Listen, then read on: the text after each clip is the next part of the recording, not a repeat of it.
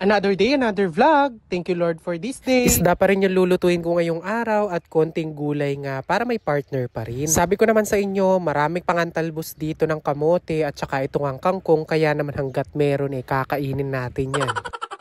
As usual, every morning, coffee is life. Kahit mainit na yung panahon, ganito pa rin talaga yung iniinom.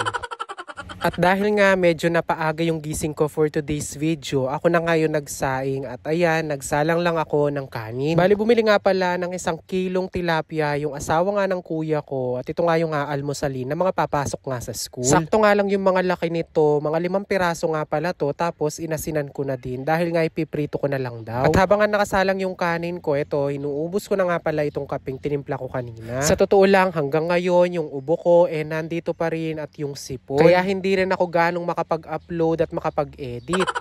Mahirap naman nga, baka mamaya hindi nyo na ako maintindihan at napagkamalyan nyo pa akong ngongo.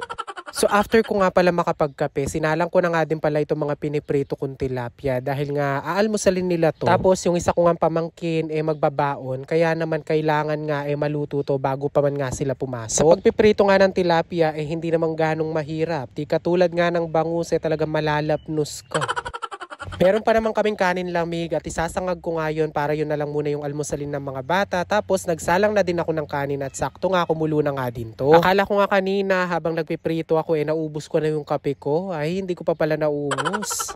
Heto na nga siguro yung epekto ng madalas na pagkakape ko.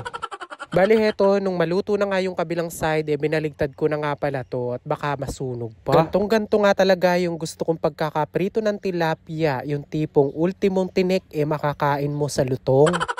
Kumuha nga pala yung ate ko ng talbos, tapos sabi ko sa kanya, kumuha na din siya ng kangkong para naman kako may pangsawsaw tayo, nakasama nga nitong pritong tilapia. Kung mapapansin nyo nga, ito yung pinost ko nung isang araw at nagtatanong nga ako kung ano nga masarap na sausawan dito. Marami nga nag-comment na toyo at kalamansi nga daw, lagyan pa ng sili para daw mapasarap. Yung iba naman alubaybay daw, tsaka kalamansi at sili. Pero syempre hindi pa nga ako pwede sa mga sausawan na may maanghang, kaya toyo at kalamansi muna siguro.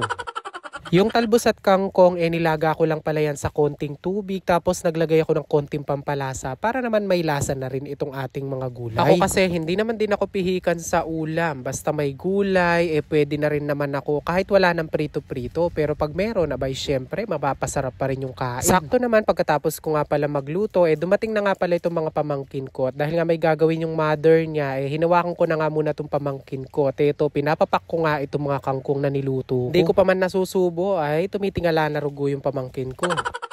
Rugo sana patse may ragul ka, biyasa ka naman mga gulay. Totoo lang, di ko nga tinigilan itong pagpapapak ng gulay at di rin tumigil itong pamangkin ko sa kakagalaw kasi gustong gusto niya ngang kumain.